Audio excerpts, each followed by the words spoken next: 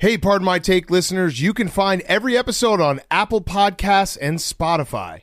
Prime members can listen ad-free on Amazon Music. On today's Pardon My Take, we have our good friend Brooks Koepka off his huge win this weekend at the Waste Management Open. We also have some Super Bowl cleanup, some show news, unfortunate show news. We have some hot seat, cool throne, guys on chicks. Billy's in Florida, but he's zooming in.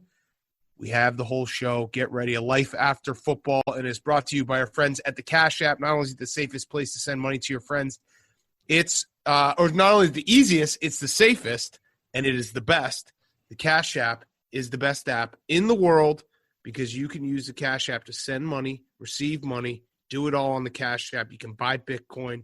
You can buy stocks. You can do everything you need with the Cash App. That's how easy it is. And it links directly to your bank account. So you want to get paid through the Cash App. You want to pay other people through the Cash App. It's all there. It's all ready to go. So when you download the Cash App, you put in the code BARSTOOL. You get $10 for free. $10 for free. $10 to the ASPCA with code BARSTOOL. Please support the Cash App. We love the Cash App.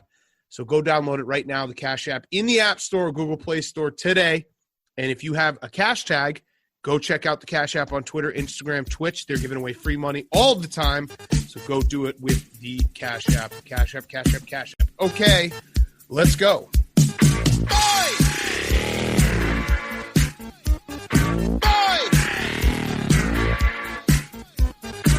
Now in the street there is violence, and a lot of work to be done.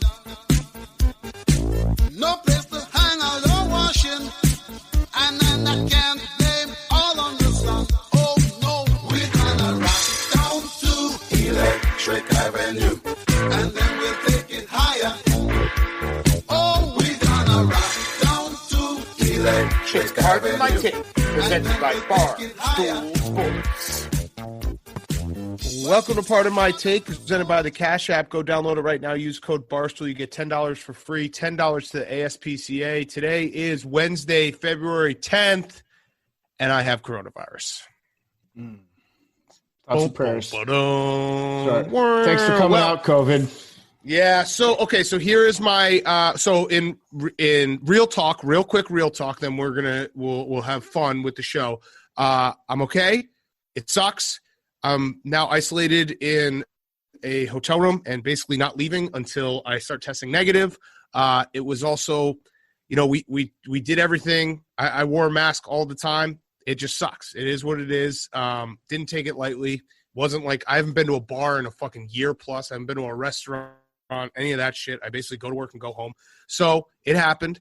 I think some people kind of caught on to it because I just wasn't around. And also we're on Zoom, so we'll be on Zoom probably for the rest of this week. Here is my one silver lining that I thought of. If you remember, around this time last year, it's a little bit later, March, right before the tournament, I said that if they don't play March Madness, I will inject myself with coronavirus.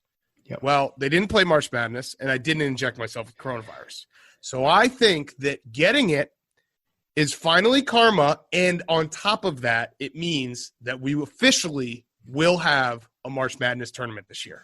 Yeah, you would have absolutely opened yourself up for all sorts of hate if for some reason March Madness got delayed. There were logistic errors related to coronavirus. If that happened and you had not gotten coronavirus yet, the calls for you to go to a packed restaurant down in Florida with Billy and just start sucking face with every co-ed that you see, like Morgan Waller, Hank, bleep his name out, would be astronomical. That's all that you'd hear. So yes, I think in a weird way, it might portend good things. Now I do hope that you're healthy. I hope that you make a full recovery. Oh, I feel like shit. I feel terrible. Yeah. And I hope I'm not being rude just in case you don't recover. Would you want us to dig up your body and cut your pinky off? Make your pinky team right now for next year, so we know who to track it for. Oh, okay. My pinky team for next year will be. Oh fuck. Well, this is my pinky team if I'm dead? Yeah. So I get to pick a different pinky team if I'm alive. Yes. All right. Yes, you know what? Then do the Packers. If the Packers win the Super Bowl, and if I die and the Packers win the Super Bowl, cut my pinky and throw it at Aaron Rodgers' face. There's like a 0.0005% chance that we have to do that. Yeah, I mean, look, we the don't biggest episode in the history of the show. We have not taken we've had fun because we're a fun show and we're not trying to we take the piss out of pretty much everything, but this does suck. I do feel like shit. It sucks that it happened, but it's a pandemic. We're not COVID shaming. I'm sure. Do you think here's my one question. Do you think the people that hate us will like shame me? Do you think they'll try to find a way? You think so? Yes. Oh, because that's fucking bullshit. Yes. Like, yeah, Bryson DeChambeau is going to have a highlight reel coming out in the next 3 days for sure. No, but I'm not like a 24-year-old kid who's like going to spring break or like going to Florida after he wins a fight against Jose Canseco and blacking out at a bar, like, and being irresponsible. I'm a fucking 36-year-old dad that went from work to home, and it was bound to happen if we had a couple work trips that took us out there, and that's part of. I made the calculated risk. I knew what was going to happen if I had to leave my little bubble. I did it because I love my job and I wanted to keep working, and it sucks. Yeah, actually now is the most powerful time, I think, that you can issue a clear statement telling people and reminding them, wear a mask. Yeah, wear a mask. Wear a mask, as people. a living mask up. Let's just say this too. Can I do some PR real quick? No, I had COVID 3 weeks ago, and like I didn't want to talk about it too much because. Oh, that's weird. I wonder how I got it. Yeah, dude, you might have got it from me, but I went through quarantine. You fucking dick. Dude, you were like in your mask. I didn't go near you. Legitimately, I'm. All right, shut up, Billy. Mute it. I mean, mute it, Billy. Billy killing all of us would be one of those. It would be the ultimate, like, you get what you bargained for moment.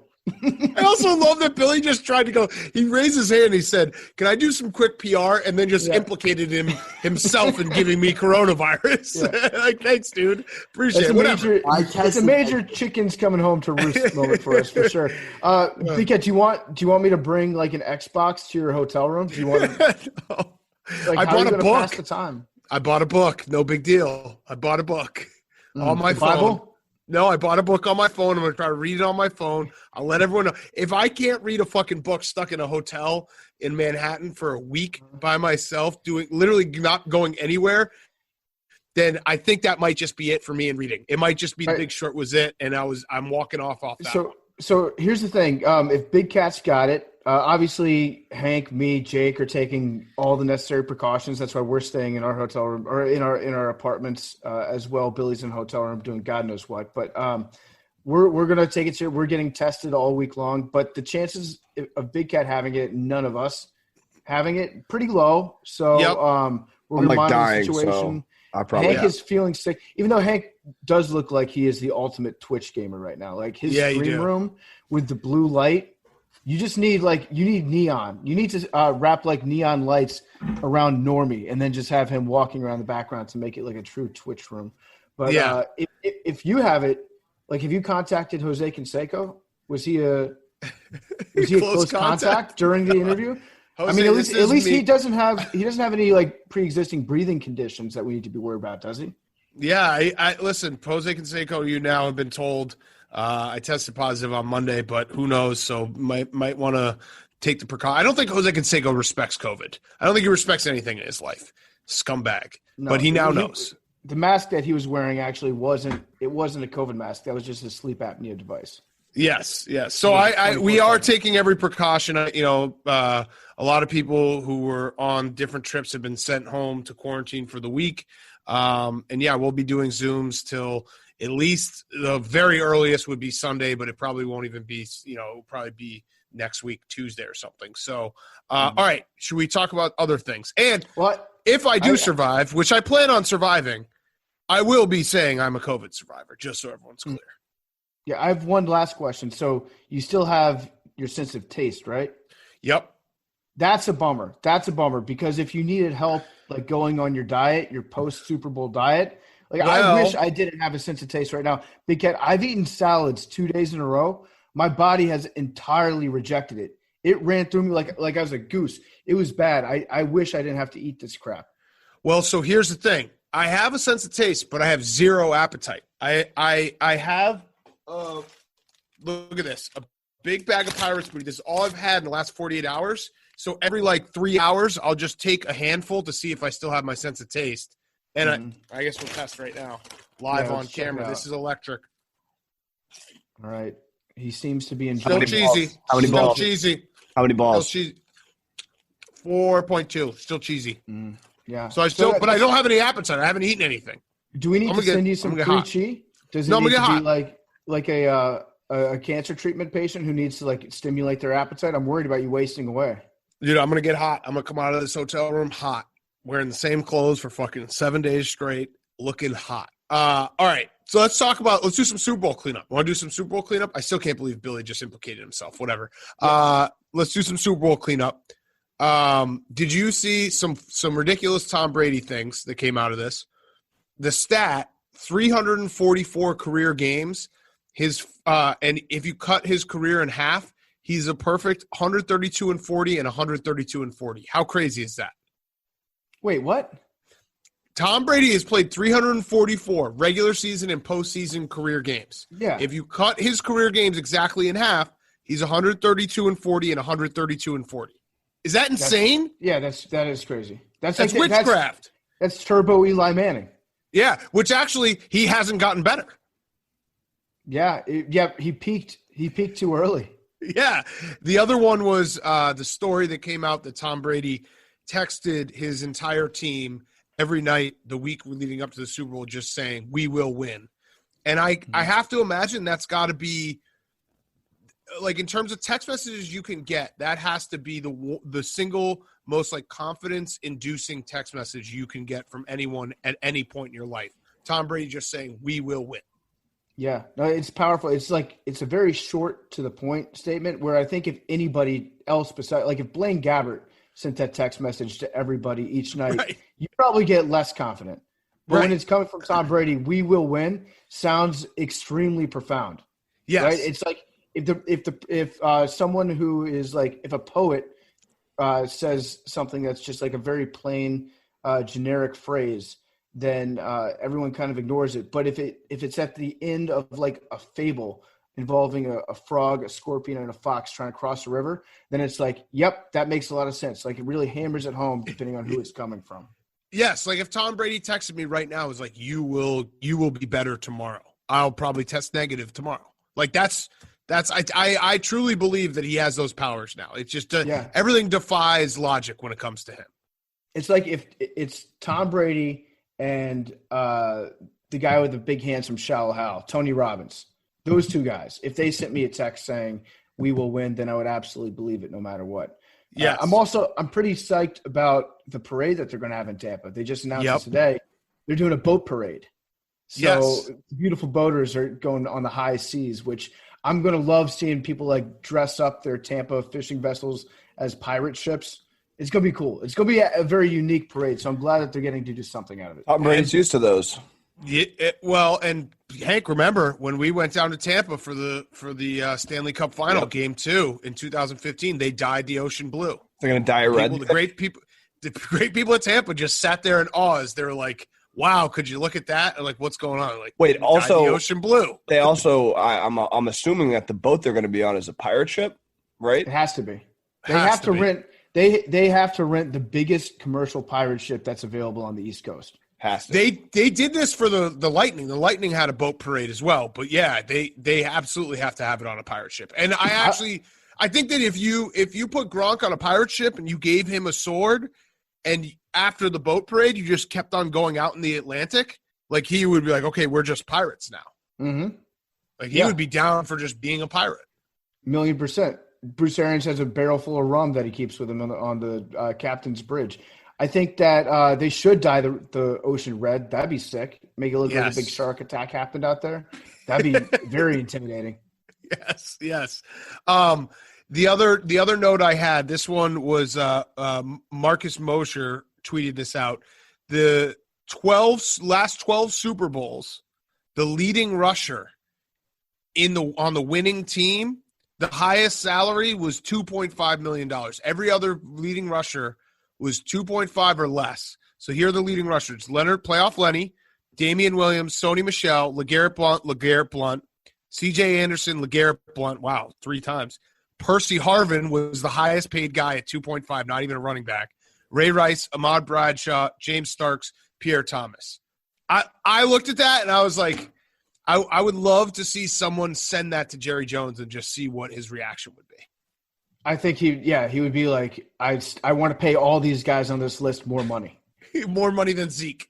Yeah. But like, it makes sense. It makes sense. But like to us as dumb fans, we always are going to find that like 1 or 2 guys that we see as a running back that is currently a difference maker and just assume that this guy is going to be the same guy in 4 years. But in reality, like the window that you have as an NFL running back to be great is sometimes as small as like 6 weeks. Right. Sometimes there's like a 6-week period where you just get in the fucking zone and then you can cruise off that financially for the rest of your life. But it's not something where you're ever – it's actually very rare to have a running back that's the most dominant running back in the NFL for like 3 years. Like that, right. That is an outlier, even something that wide of a gap. So it's like Derrick Henry's peak was probably like the last 16 months, and he'll probably not get back up to that ever again. It's also whenever the Super Bowl happens, we try to like pick apart the team and try to understand exactly what made that team go. And there are certain things, like paying a running back. If the running back position is taking up a huge chunk of your, dead cap or salary cap, like, yes, it probably means the rest of your team is not that great. But when it all comes down to it, like a Super Bowl roster has talent everywhere, has to get lucky a few times. Like the fucking Bucks, Tristan Wirfs, who was their first-round draft pick last year out of Iowa, started every single snap and was like an incredible offensive lineman for them. Like you have to – you know what I mean? Like those things have to happen for every – like when you look at every Super Bowl roster, it's not rocket science to say that you have awesome blue chippers all over the field. And it's not one position or one way of doing it that can make you a Super Bowl team. Like there's different ways to build a Super Bowl roster, and trying to figure it out after the fact is always a fun exercise, but it really kind of means nothing. Yeah. I mean, you have to have – like you have to strike while the iron's hot with the one roster that gets hot at the exact right time. It's not like in baseball or it's not like in basketball where you can kind of pencil your way into being like, yeah, if we put this type of roster together, we can find ourselves at least in the Final Four every single year for the next 6-7 years. You can't do that in football. It's impossible. The only way you can do that is if you have Tom Brady on your team. If you got Tom Brady on your team, let me rephrase it. The only way you can do that is if your star quarterback has an alleged money laundering operation that's taking place as his company behind the scenes that you can funnel money to instead of spending cap hits on that. That's really what makes it the easiest way to get to the playoffs and to the Super Bowl in the NFL. Hank's looking at you like, what the fuck? Mm-hmm. What do you think, Hank? This is the first I've heard of what you're talking about. Yeah, actually, the reality is like the formula. This is you're taking what we said about LeBron and spinning it into an ugly place that I don't. You're right. TB12 is way different from Space Jam 2. But Much the real dude, the I real believe in TB12 now. Fuck that. I believe in Space Jam 2 now. I might buy a TB12 book and just start dieting. I mean, we all know I'm not going to, but yeah. I'm going to say it. Yeah, I have the real formula. I've never opened it, but I have it. I can bring it in. The real formula is just having a star quarterback whose wife makes more money than him, and that way he can afford to take a pay cut. Yes. Go ahead, Billy. Dude, the Bucks are just a Madden Ultimate team. Just like such great pieces put together. And like, remember when they lost to the Giants? Like, they didn't lose to the Giants. They lost to the Bears. Remember when they, were getting beat by the Giants and we were like, these guys suck. Like they just didn't have chemistry, and then they got together. They lost the Giants last year. Yeah, no, the Bucks. I mean, it's actually Daniel Jones. That's true. Daniel Jones' first game. Brady was out of his mind from like the 4 weeks on. The last 4 weeks on into the playoffs, and I think Billy somehow got to like the correct point in that a lot of times when it comes to the Super Bowl, it is a lot about getting hot at the right time and playing your best football at the right time of year, because Billy is right that like earlier in the year, the Bucks did look like a team that had a lot of issues and weren't on the same page. And if you get everything together come late December and you roll it into January, you can be the best team. And it's also weird because I think everyone now is like the Chiefs suck. They don't suck. They need to get their offensive line healthy. But would you bet on Patrick Mahomes not being back in at least the AFC Championship next year? I would. No, I think he's probably going to win a Super Bowl next year. Yeah, right. So it's just the post Super Bowl, like for those like 2 or 3 days after the Super Bowl when we pick apart the carcass of football because we all just want to keep talking football. It always just makes me laugh a little bit because it's, we do what we do. It's hot takes. Do you think that the linebackers and like especially, I mean, JPP as a defensive lineman with 1.5 hands had some interceptions this year. Devin White had great hands this year. Do you think that there's something to the fact that they got extra reps in practice the year before having Jameis Winston as the quarterback, throwing a lot, like doing a couple extra tip drills a game by accident or per practice? Like they get more reps in. And that stuff translates into better hands in the long term. I think that Jameis should probably get a ring. Jameis should get a ring. Absolutely, Jameis should get a ring. I hope Jameis starts next year. The other notes I had from the Super Bowl cleanup, Hank, you officially your fandom is on the hot seat because you were rooting obviously for Tom Brady, which is totally reasonable. But did you see afterwards Bruce Arians did an interview and the reason, like he put a lot of the team's success on giving days off to Tom Brady and Rob Gronkowski. I think Bruce Arians got to be your favorite coach in the NFL now. Absolutely not. He's a douchebag. He was setting himself up. What? He was setting himself up all season. When they were losing, he was blaming it on Brady, and then when they win, he's giving himself credit. He gives his guys days off. He gives vacation days. That's your style. All right. I mean, that's valid. That's my point. Yeah. I was like, I read the article and I was like, Bruce Arians essentially told Tom Brady, whenever you need a day off, just let me know. And he told Gronk, whenever you need a day off, we want you fresh for Sunday. We don't give a fuck about the weekdays. And I thought of you right away. I'm like, this is Bill. What is Bill Belichick? No days off. That's kind of how PFT and I run this show. Where I got COVID right now. What do you like? A few days off. Every now and then. I mean, a few days off can really help someone's mental state. The scientific studies show that. But I do think that Bruce Arians was playing both sides all season long. Yeah. No, that's fair. Coached this guy up after the game. Bruce Arians' thing is always like he's going to be hardest on his best players. And that's just who. It's also it's like what Barstool does where like you get unlimited vacation days, but if you take a vacation, like we're going to shame you. Like I'm sure if Brady and Gronk weren't there, Bruce would have been like, oh, well, Brady and Gronk weren't here.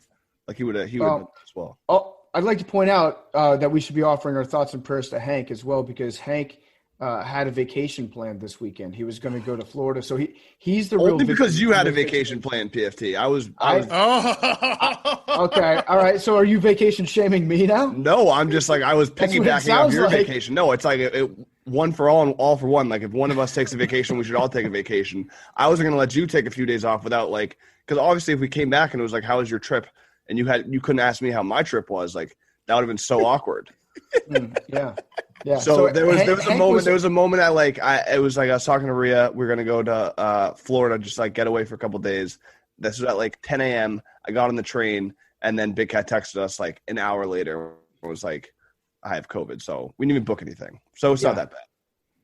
I'd also like to point out that Billy, how many wristbands do you have on right now? How many different clubs have you been in that you haven't taken off? Dude, I have the antibodies.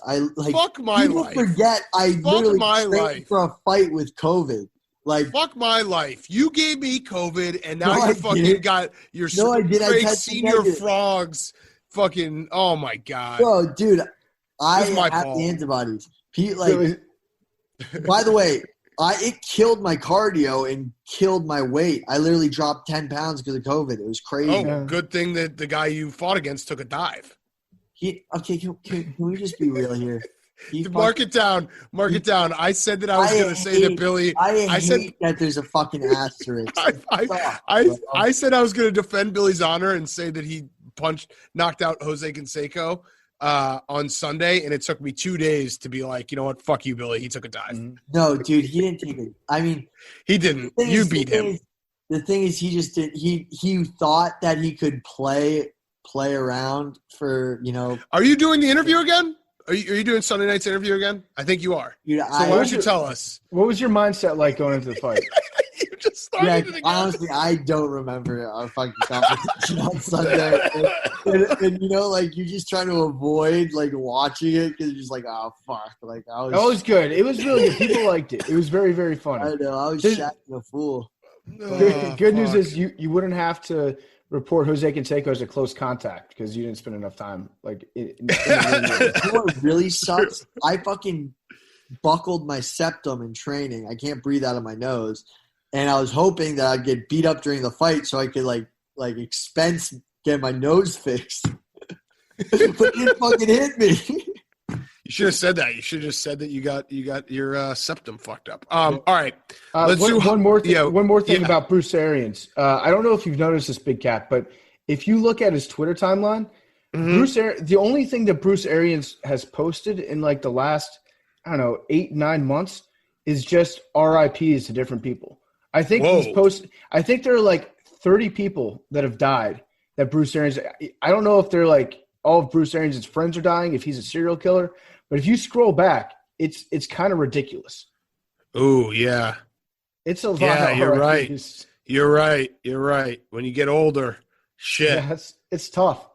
Yeah, he's just using his Twitter he's basically the obituary section, which that was does anyone have the Washington Post on their hot seat?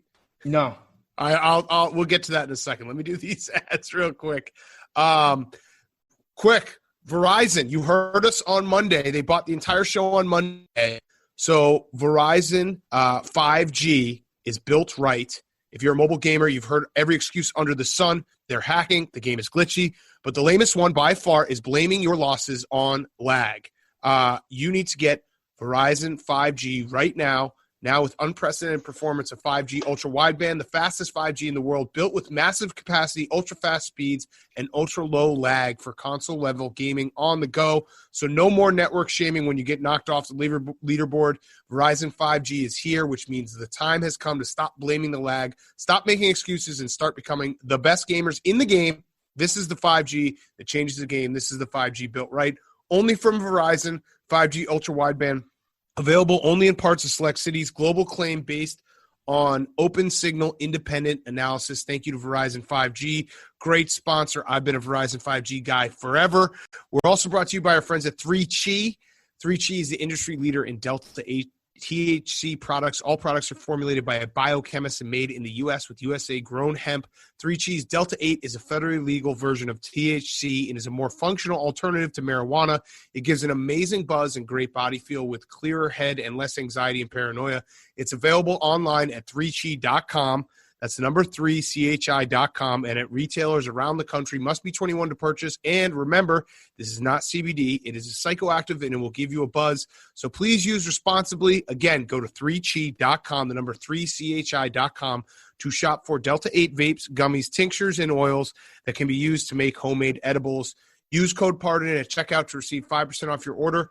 Again, code PARDON at checkout for 5% off your order. 3chi.com to shop for Delta 8 vapes, gummies, tinctures, and oils that can be used to make homemade edibles. Go to 3chi.com right now and check that out. Okay, hot seat, cool throne, Hank. My hot seat is any of you fucking idiots that believe the story. Oh, you as in listeners, not that you guys are idiots.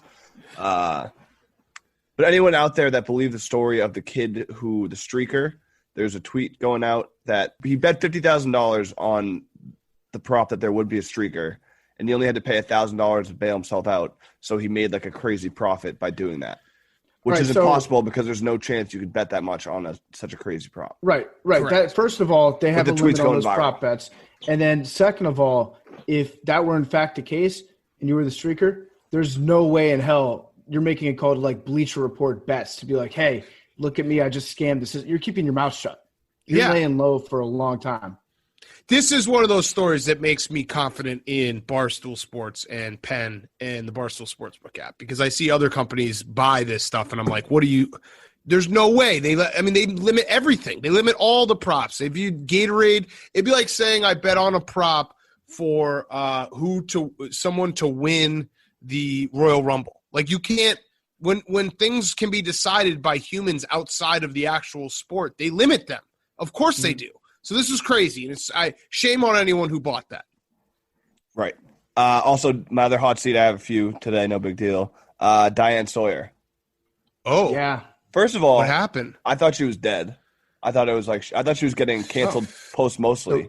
But cool throw. Wait, post mostly. Whatever it is. But wait, post mostly. Post mostly. Yeah. Okay. I always get Diane Sawyer, Connie Chung, and Barbara Walters. That's all just one, like late 90s ABC 60 Minutes 2020, watching it after a football game wrapped into one. Yeah, toss Bette Midler in there too because she kind of gives off that vibe. Yeah. But there's a new documentary about Britney Spears and how she was like basically like the media like fucked her up, and Diane Sawyer was like one of the main perpetrators, so she was getting canceled, not post mostly in IRL. Mostly, pre mostly. Right? What do you say? Oh my god, David Letterman too, right? The David Letterman one's bullshit. That's just that's a separate. That's a Lindsay Lohan thing. TikTok is trying to cancel David Letterman for a Lindsay Lohan interview, but that's like they took a clip, and if you watch the full interview, like the context is not really that bad. But if you watch just the TikTok, it's like, oh, it's fucked up, but it's really not. Well, but Diane Sawyer actually is fucked up. I did watch some of that, and it's bizarre to me how much the media has changed since the late 90s. Like, basically, everybody was treating Britney Spears like they were her mom. They were like, are you sure you should be wearing that on television? It was like a relatively low-cut shirt, and she was like 19 years old. They're like, have you had sex yet? It's okay, Britney, you can tell me if you've had sex. It's like skin-crawling stuff to be saying to like a kid that would never, ever, ever be said like now. So it's like crazy to see how much that's changed. And did you see the Justin Timberlake interview where they were asking Justin Timberlake about the breakup? And then they asked Justin Timberlake about Janet Jackson's nipple. And he was like, well, yeah, I mean, I do kind of feel bad, but also when you think about it, we still haven't found those weapons of mass destruction in Iraq. So, Jesus. Like the best spin zone ever. It is crazy too because the internet has like made culture we're in hyperspeed. So when you say early 2000s, you're like, oh, that doesn't feel that long ago, but it's really, really long ago in terms of like cultural norms and everything everyone was doing, just because it feels like every month in the internet is basically a year. Yeah, and when they were doing those interviews with Spears back in the day, I remember watching because I was like, I don't know, a few years younger than Britney Spears, but there's nothing that I wanted to see happen less than for Britney Spears to stop dressing up like a skank. That was like the most important part of my day would be to be like, oh, look at this cool picture of Britney Spears. Doesn't she look hot? Yep. Yeah. Yep, TRL. She does. Yes. I got so mad. I was like, please don't scare her out of exploring and showing off her body. Yeah. Right. Toxic TRL music video. with Carson Daly after Goated. after school every day. And then my cool throw and talk about celebrities' internet culture is Kim Kardashian West. Although, isn't she not in Kardashian West anymore? Did they cancel their marriage? We should start saying that, by the way. Just cancel for everything. Just use that as an adjective. It's called divorce. It's actually, they've canceled their marriage. But they've canceled their love. It's still her Twitter name, and she posted a tweet today. Really inspirational. It's her and Courtney on a yacht in bathing suits, and it says, somehow in this crazy life we found each other. Courtney and Kim. Courtney and Kim. The sisters. Sisters, yes. Sisters, somehow. Somehow they found each other. So I'm just throwing for her. I'm happy for them. When your mom and O.J. Simpson love each other very much, they get together. And 9 months later. That's Chloe. I think they all are. I don't know. No, it's Chloe. Chloe's actually confirmed. Well, not confirmed, Hank. Hank, not confirmed at all. Say confirmed. It's confirmed. It's alleged. Did you also see Kim Kardashian had the picture of her 7-year-old North? Oh my God, yeah. The drawing that looked like it was a fucking Monet, and she's like, "Look at what my 7-year-old just whipped up in art school."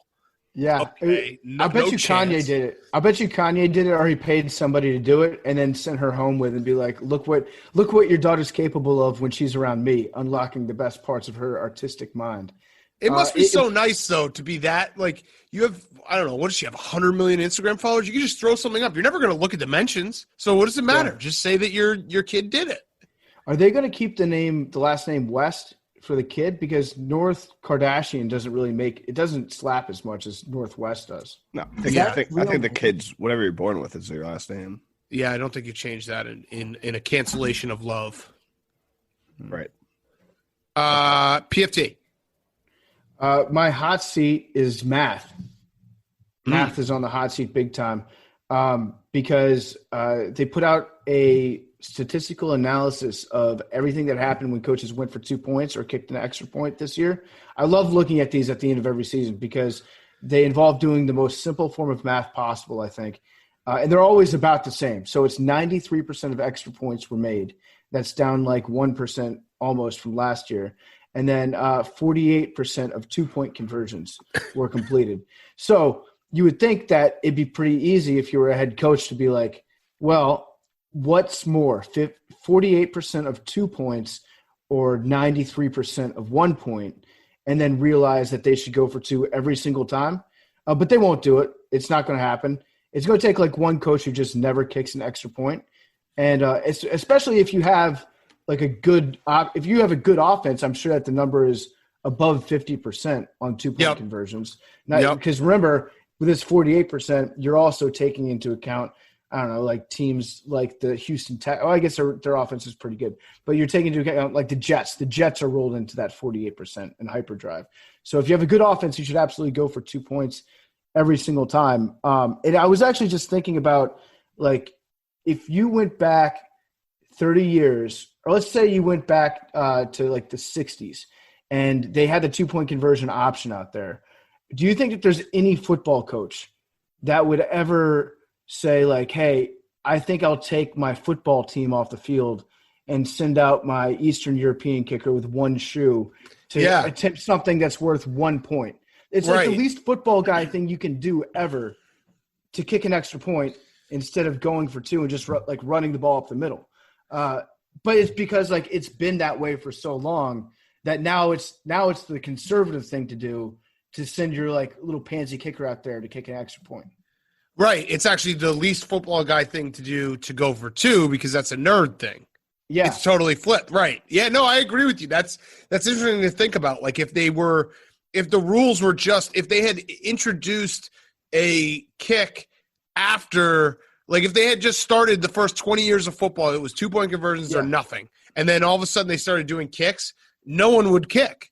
Ever. It would be a forgotten rule. Let's just say like they introduced the extra point kick after the World Cup was in America, and they're like, we've got soccer fever. Let's keep this going because people love seeing kicking. Coaches would not have a kicker on the roster. They'd be like, fuck you. Actually, we might have fucked up because I wouldn't be shocked if the extra point didn't exist first. It probably didn't, right? I don't know because back in the day, it was worth more to kick a field goal than it was to score a touchdown. Huh. Okay, we'll have to look into the. I'll look into it when we do Brooks' interview there. Or Jake, you look into it. Look into it right now. 1958 is when 1958 was when the kick was implemented. Beginning in 1958, the scrimmage play conversion method of scoring became worth 2 points. A 2-point conversion. That was 2-point conversion. That's what happened. Yeah. Okay, that makes sense. So it was always like you would go for a 2-point conversion, but it was 1 point, and then they finally made it 2. And people still weren't like, hey, maybe we should start doing this. Yeah. How many points would they have had to make it for a coach, like 4, and be like, oh, actually, this is a good idea? No, probably I think it'd have to be like 5.5. Yeah. It's so ridiculous, so backwards. Was that you have a cool throne? Yeah, my cool throne is actually no, I was gonna put our beautiful boaters on the cool throne for the boat parade, which I'm very excited about. Although, you know what sucks about this, though? How are they going to be able to toss beers to Rob Gronkowski to shotgun? From the land. From the land. Do they have a big enough arm? Yeah. The if it's anything like the Lightning boat parade, they like go down like a little canal and people can throw shit at them. Wait, when's the boat parade? Billy, you're not going to the boat parade. Billy's like, I can be your correspondent for this giant party. Yeah. Tomorrow. Billy, you're not even close to Tampa right now. I don't care. I'll drive. No, you won't. No, you couldn't even get on a plane today. Yeah. No, I might actually end up driving home because I can't deal with planes and organizing stuff. Yeah, wow, that's so stressful. Your life is so crazy. All right, my hot seat is the Washington Post. So Marty Schottenheimer, all-time football guy, RIP, passed away today. He had been sick. It was really sad. I watched a video. They did a like Tom Rinaldi piece a few years ago. He had Alzheimer's. Really, really sad. A legendary coach, 7th in all-time wins, 200 wins, turned around 4 different franchises. You know, I mean, he took the Browns to 2 AFC championship games. Think about that. He took the, Chargers to, 14-2 season. Like he was, the Chiefs in the 90s, all these things. Great coach. Washington Post decided to do a headline for his obituary. Marty Schottenheimer, NFL coach whose teams wilted in the postseason, dies at 77. So I do really believe that the headline writer lost a bet. Like one of those teams that Marty Schottenheimer had like 13-3, Joe Montana, like he lost a bet and he's been waiting for Marty Schottenheimer to pass away to then throw that out there. Cause that feels like hell hath no fury like a scorned gambler. That's what that feels like to me. It does feel like a grudge headline. Because if you're just a football fan, that's not even the first thing I think about with Marty Schottenheimer at all. Like I would the top 3 things that would come to my mind would not involve him choking away things in the playoffs because he had some like shitty kickers that messed things up for him at times. Like Marty Ball. He wasn't Marty Ball. Marty Ball is fun, man. If you choose to embrace establishing the run, Marty Schottenheimer defense, Marty Schottenheimer invented running the football as far as I'm concerned.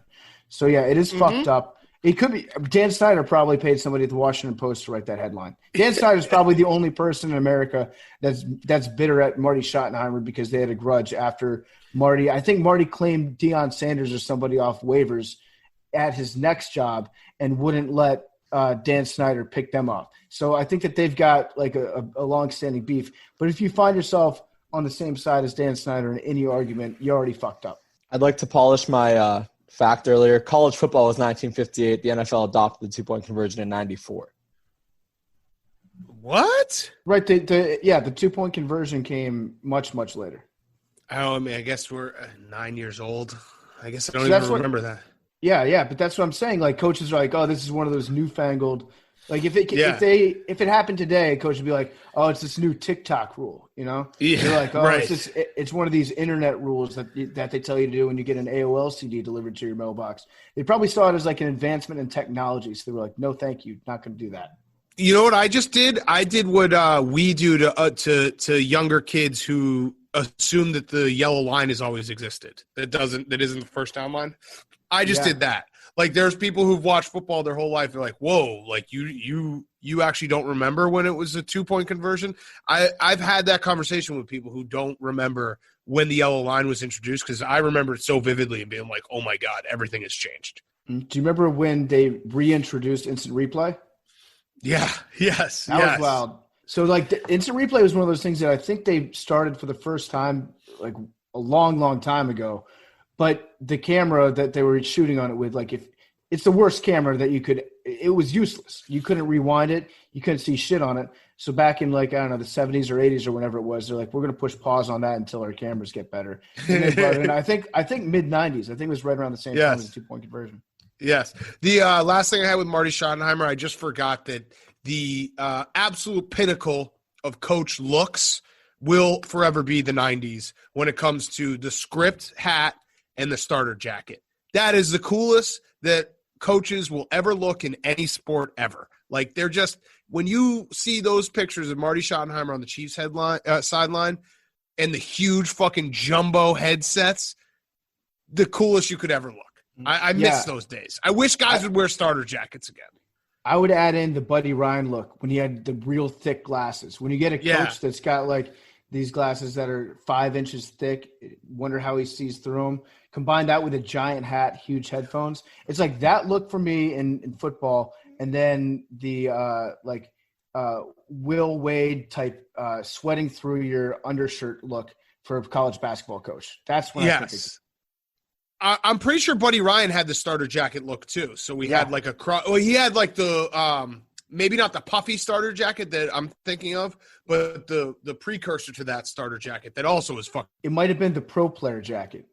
My cool throne is Joe Pesci, trending on Twitter. I don't really know. Was he trending for – why was he trending on Twitter? His house. He was trending because his house. Okay, so it was his house. I thought it was something else. His house, I looked at those pictures. Joe Pesci's shore house that he bought in 1994 and has never updated makes him the coolest person in the world. He already was pretty fucking cool, but the fact that like it's a time capsule to Joe Pesci in the 90s is so fucking badass, and I love Joe Pesci for it. And buying that house, like that house should go for $10 million over ass just because of – and I hope the person who buys it doesn't touch a goddamn thing. Just make it a Joe Pesci museum. Yes, it's awesome. I love it because his entire house is a man cave that like the biggest Joe Pesci fan would want. So like who's the richest Joe Pesci fan in the world? Because that's the guy that needs to buy the house. Like I feel like Bon Jovi is probably a huge Joe Pesci fan. Glenny Balls. We should do a GoFundMe and all the money should go to Glenny Balls to be able to purchase this home and live in it and just make content out of the house. I guarantee you, if you gave Glenny Balls this house, he would find something new and cool that would make him giggle every day for like 25 years. Pay for himself. Agreed. Absolutely has to happen. Billy, I'm scared to even ask you if you have a hot seat cool throne. Yeah, dude, did you just see what Jose tweeted? Okay, so the answer is you don't. What did he tweet? He tweeted something really fucking weird, dude. Oh, no way. Jose Canseco? Yeah, he tweeted, wait for it. Let's find out what really happened here. Did anyone ever see me get hit in the face at all? Wait for the truth. It's coming to a theater near you. The fuck? Did you pay him to take a dive? Yeah, no, I did not pay him to take a dive, but it's like, it's just so fucking annoying.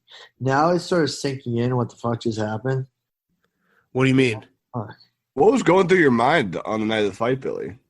Dude, I was wartime, bro. Like, yeah, I legitimately just like got to the point in my head where I just like felt no fear, and I was just, my fight plan was to throw 140 punches around. Like when you have a 3 1-minute rounds, like, you know, yeah, cardio is not a deal, but if you came out and like sprint fighting, it's different than, you know, fighting for multiple rounds. Like boxing is like a marathon, right? But like the way we were doing it, it's a sprint. So I trained to sprint fight, which is just tucking your chin and throwing as many punches as you can. And do you think, like, for real though, that he had any idea that you were going to do that to him? I think this is what I think happened, right? From my point of view, I stepped in the ring to fight. I came in, I literally, once I got hit by him and realized like he doesn't have this crazy power he was talking about, I went and threw my 1-2s down the pipe, got wrapped up with him, and like I worked on in camp, if he was going to try to wrestle me, I was going to bounce out and hit him with the hooks on the inside real quick. And then he just, once he realized that I was going to be able to dismantle him, he went down. And then I got angry because I was so wound up, and I was like, is this guy going to fucking – Wait, did I just cut out? Yeah. Oh, all right. Let's do that again. Billy, 3, 2, 1. Guys, so, Billy, what did it feel like when you were going up against Jose that night? Guys, I'm so Did you actually just answer those 2 questions? I was actually I was interested into what he was saying right there. Because Billy, Hank had to go off stream. He was laughing so hard. The thing is, like, I actually trained for a fight. I'm gonna be like, I didn't think he knew I was like an athlete at all. And when I was taller than him before the fight, I saw him. He was low key, like, he was trying to talk trash to me the night before the fight, and I was like, dude, like, did he come up? Did he come up to you? Yeah, he came up to me, said, you know what you got yourself into? And I was just like in my head, I was like, I just was cool, calm, and collected because I was shitting myself like 2 weeks before the fucking fight. Like, right. But I had to like. You didn't have anxiety attacks, did you? I did, bro. I would wake up in the middle of the night. Yeah, man. Like, what the fuck? Like, are you kidding? Like, how many times do you think in the next month we can do this with Billy? Just get him to retell the fight. No, seriously, Billy. Yeah. Like when you saw him at the weigh-in, weren't you a little bit intimidated? Wait. Weren't you a little intimidated though because he's tall? He's taller than you. He's like a big dude. No, I'm taller than him. That's what people realize. Once I realized I had reach on him, I was like, I'm gonna fuck this guy up. Like because the guys I'd been fighting and sparring, training, going up to the camp, like I legitimately the first week of my sparring, like guys were teeing off on me because one, they were pissed at this kid who like never boxed before got a shot at that money, and they like thought I was a huge pussy. So I was getting my ass beat for a fucking month leading up to this fight, and that's when I knew like he wasn't going to be able when you get the confidence, like I wasn't a good boxer, but I could fucking get hit in the face and throw punches.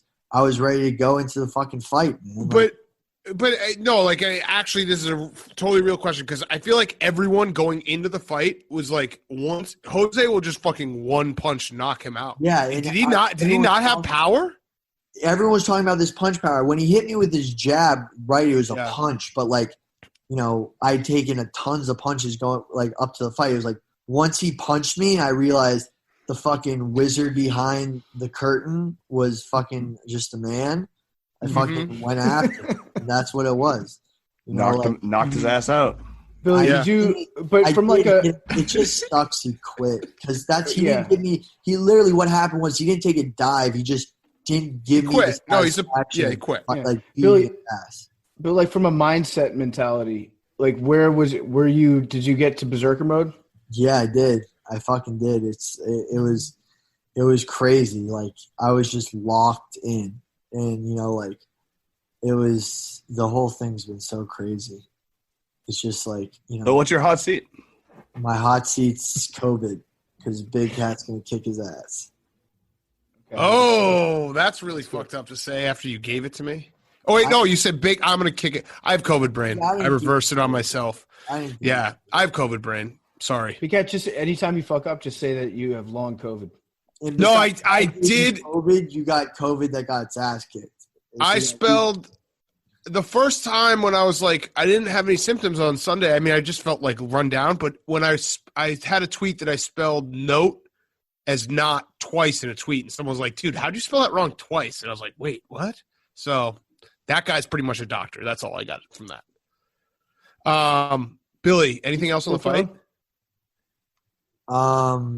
Dude, he literally saw that my team's T was just too fucking high. Yeah. Well, also, he's not like low key. He's not as tall as I thought he was. Dude, I have the best friends and family in the world, and I couldn't have done it without them. Like, the love I've been getting. Like, some dude sent me a custom country album playlist. Like, that's what? Dude, I made this playlist for you. I think it'd be awesome. Holy shit. Like, a physical playlist? Like the love I've been seeing. Like, I just love everybody who shows support. That's deep love. Was it a CD? It was a Spotify playlist, but it's just. Oh fuck, dude, that's deep love. I know, but bro, like everyone was ready to go to war with me, and it's insane. Yeah. It's just. Where do you go from here, Billy? Dude, I miss. What's next? I miss my fucking dog. I miss my squat rack in Warzone. Yep. And it's just crazy. What are you gonna buy with the $50,000, Billy? Bro, I almost dropped a bag. Me a new heart after you gave me COVID. Dude, you're new lungs. Yeah. Yeah, but it's just crazy. And I thank you guys so much. This wouldn't happen. Billy, you didn't answer the question. What are you gonna buy? Bro, I tried to get the Cobra, but they're illegal in New York. No. Bro, I was like, yo, can you ship it to New York? And they're like, it was killing raccoons. That didn't stop you. Yeah. So is passing COVID to your killing coworkers. bats. Killing bats, sorry. Yeah, dude, don't say that. It's legitimately a crime to kill bats. Oh, sorry. Allegedly. It's just crazy. All right, let's get to our interview with Brooks. PFT, you got some with Whoop, right? Yeah, so I'm rocking my Whoop right now. We're all training, actually. I'm on Team Bulk right now, so I'm putting on some clean weight. I'm captain. I forgot. You got any tips? Yeah, fucking. Have you been creatine loading? I have been taking creatine. I've just been eating clean. I just eat clean. I'm a clean guy. You don't want to eat clean. You dirty bulk. We're dirty bulking for this. I dirty bulked last week. Now I'm cycling into clean. No, you're dirty bulking still. Okay. So my dietitian, Billy, has told me that my diet's over. Thank you, Billy. 2 days sucked. but I'm back. I'm bulking up now, and everyone's out there recovering from an exciting weekend. You need to get the 24/7 fitness tracker that helps you recover smarter after whatever you take on in life. I got my Whoop right here. It's a health and fitness tracker. It quantifies and tracks personalized data like sleep, recovery, strain, and more. So each day when you get up, Whoop gives you a recovery score based on your sleep, your respiratory rate, your resting heart rate, and your heart rate variability. The score lets you know how to approach your day, whether you should push yourself or if you should take it easy. I woke up this morning with a 76. Had a 76. It was green. When it's green on the screen, I wake up. I feel like I can do anything. I'm going to hit a workout right after this is over. I'm going to get big. I'm going to get swole. I'm going to be jacked up. I'm going to be looking like a beast come summertime in the swimsuit. Get my summer bod ready to go with Whoop. And the way that it works is you wear this Whoop band around your wrist, and the band connects with an app on your phone. Automatically measures your heart rate, your calories burned, and your activity levels throughout the day, so you don't ever have to start and stop for workouts. And it's got a built-in sleep coach that's going to tell you how much sleep you need to be getting based on your expected activity level for the following day. And it tracks your 4 sleep cycles, the awake, the light, the REM, and the slow wave sleep, to see that not only are you getting a high enough quantity of sleep, but you're getting a high enough quality of sleep. So we've been wearing our bands for a couple months, and it's awesome to track our sleep and activity on these things. It makes it a lot easier. Whoop can help you make smarter lifestyle choices and keep you performing at your best. Whoop is having a must-have sale right now. It's offering 15% off. Use the promo code TAKE at checkout. Go to WHOOP.com, enter promo code TAKE at checkout to save 15%. And now, Brooks Koepka. Okay, we now welcome on one of our best friends in the entire world, future Blake of the Year, hopefully. Just coming off Waste Management. What? I root for all the Blakes. I want all the Blakes to do well. Just coming off Waste Management Championship, won a trophy back in the winner's circle, even though that doesn't exist in golf. It is Brooks Koepka, our guy. Brooks, how are you feeling? Let's do that. Let's do a shitty journalist question. How you feeling? I feel a lot better today than I did yesterday morning when I woke up. I can promise you that. Yesterday was a bit of a struggle. Fought through it though, and back. That's what winners do. Just keep plugging along. Yeah. How does the body feel? That's another good one to ask. Is just like physically, from a physical standpoint. I saw, the last time we saw you, I guess this was at the U.S. Open. You were getting your knee tugged out of place. Are you feeling all right? Everything back into position? Yeah. Everything's back. It's all good. It'll be all right. I'm surviving. Well, so I actually wanted to talk about that because I know that, you're a very cool guy and you make golf look easy, but I did read the quotes that there was some dark days in 2020 because your knee wasn't really responding the way you needed it to, and it felt like it was a longer journey than you expected. Was there ever a point where you're like, I may never be back? Like, this might not work out. Like, I'm not going to be Brooks Koepka anymore. Yeah, I thought maybe the only shot of winning anything was Blake of the Year for the rest of my career. Which, I mean, it's not a bad thing. It's not a knock on Blake of the Year, but I thought that was my best chance going forward. Yeah. But no, it was it was a pain in the butt. I'd literally just every day it was just stiff. I couldn't do anything. Waking up, trying to walk around was difficult enough, and then you start getting in the weight room and it feels like my knee was going to go sideways. It's just not a fun feeling. Oh, what's a great story maybe we can tell here is, a lot of the haters out there, a lot of the knock against Blake from people that don't know what they're talking about, they would be like, Brooks doesn't love golf like we do, or he doesn't love golf like everybody else should love golf. Did this injury give you a newfound love for the game of golf? Yeah, I mean, it's always one of those things. It's a love-hate relationship though, but it's my job at the end of the day. I mean, yeah, you love your job. I like doing it, but at the same time, it can be very repetitive. Just doing it day in, day out, and especially when you're sucking at it. It's not fun. Yeah. So did it, you're a guy who, you're my fan favorite. I think there's a lot of people who root for you because you're a refreshing, honest guy when it comes to like interviews and media. Was there a moment though, because it felt like there were some guys that took their shots at you when you were down, knowing that you were down. Did you like read those and you're like, all right, come on, I'm going to be back eventually. Like eventually I'm going to come back. I'm going to be fuck you, Brooks Koepka tour. Yeah. No, I mean, I saw a few of them. It's fine. Hey, listen, I've been known to take my shots. They can take their shots too. It's cool. I can live with them, big boy. I love that. That makes you better than everyone else, just so you know. Yeah. Listen, at the end of the day, I mean, I'm a sports fan too. I can't tell you how many times I've yelled at the TV because LeBron James has missed a shot or somebody else has done something. And I mean, it's part of sports, man. Yeah. I love that. Yeah. So I saw that you won, I think it was a $1.3 million check. That's pretty cool.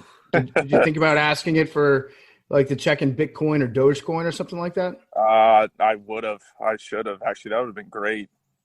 I could have turned that real quick into some good money. I think if you just say the word Dogecoin, then it's going to jump up at least like 5 cents a share. Yeah, I'll say Dogecoin. That's kind of how it works. I know my brother was on one about 2 weeks ago. I mean, he was just sitting there watching it. I'm like, dude, it's like midnight. Relax. The market isn't open yet. Like, you'll be all right. Dogecoin never sleeps. Never sleeps. Does that get as like you've won obviously big tournaments before? You've won majors, but I have to imagine like when you're walking off of 18 and you're like, wait, 1.3 million in a 4 days work, that's pretty damn good. Like, does that ever get old, or is that still just the coolest feeling in the world? It is a really cool feeling. I'm not going to lie. Just trying to think of what I can say. I mean, it was like Jose. He got paid like, what, $150K per second? I mean, that's pretty good for taking a dive.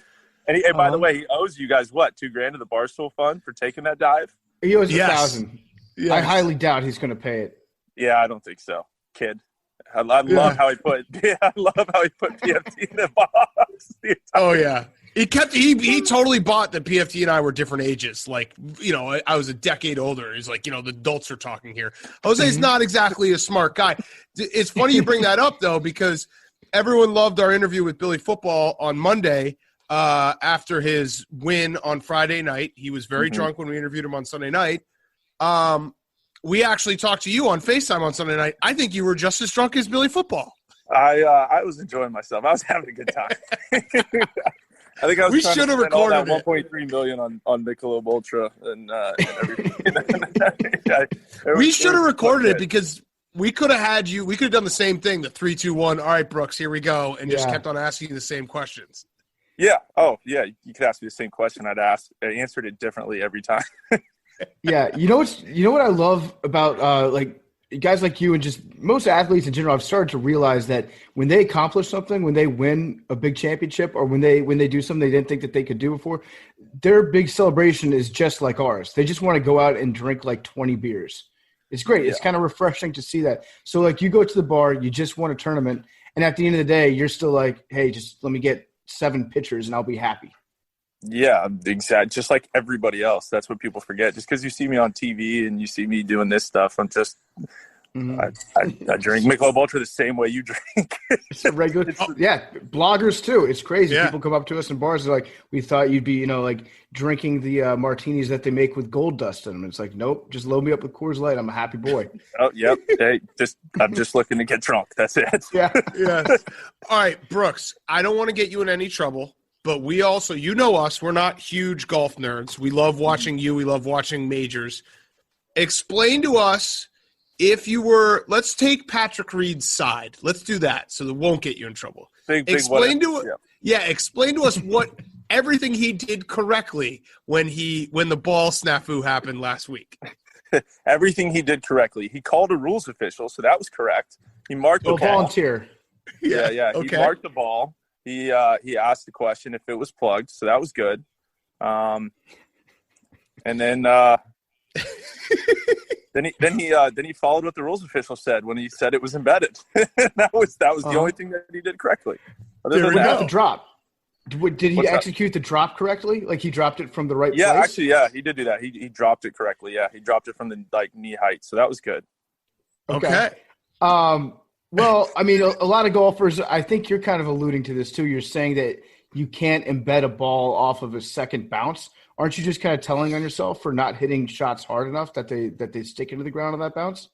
what amazes me is that I don't think anybody knows this, but like where he hit it was like the highest point in the whole golf course.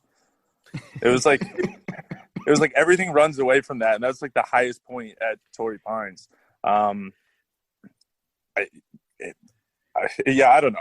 He's incredible. Yeah, what you're basically saying is Patrick Reed is incredible, and I agree. He's incredible. He's an incredible golfer. I hope you're okay with us. He's probably our number 2. It's you and then him, just because he's such a bad boy.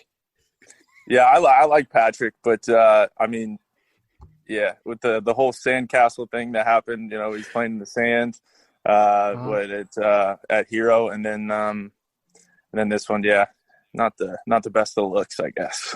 No, I'd agree. Yeah. I'd agree. That's a fair way to put it. So how, like, when shit like that happens, do you guys talk in the clubhouse, or like, can you believe this guy didn't do this, or like, are guys genuinely upset when the rules aren't followed like to a T out on the golf course? Yeah. So I guess this is what got me thinking. I was talking to, I think, Rory about it later on, or last week, before. It's like, okay, that's great when the cameras are on, but when the cameras are off us on a Sunday, when you're in like 30th position, like what really happens? Yeah. Good point. Because that's a lot of money on the line. Like between 30th and 40th, like that's actually a really good point. But like, what happens to the guy where, I mean, later down the year, in the last tournament of the year, the guy that finishes 126, did he? It's one of those things. Did someone cheat him out of something? You never know. I mean, you never know. It's a bunch of what ifs, but you feel bad if that was to happen to the guy. That's a good point, though, and it's a fair thing to say. Like, that's where it really hurts, that people don't really think about it, and that's where it's like everyone needs to be on the up and up. Yeah, I mean, the golf's – I mean, I think you could do it if you really wanted to, but I don't know. I just couldn't – I couldn't do it. I couldn't live with myself. Yeah.